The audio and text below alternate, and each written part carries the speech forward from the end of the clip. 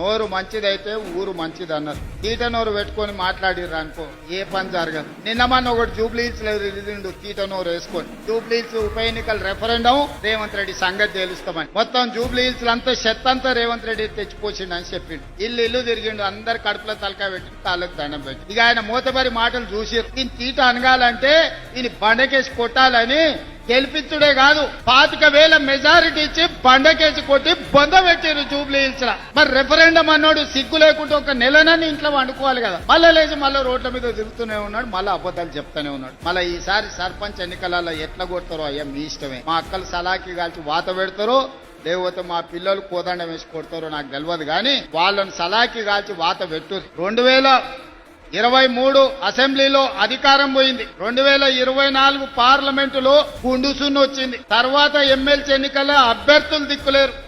మన రెఫరెండం అంటే బండకేసి కొట్టి 4 సార్లు ప్రజలు వంగబెట్టి ఈపు మీద బుద్ధి చెప్తే కూడా బుద్ధి రాలేదు.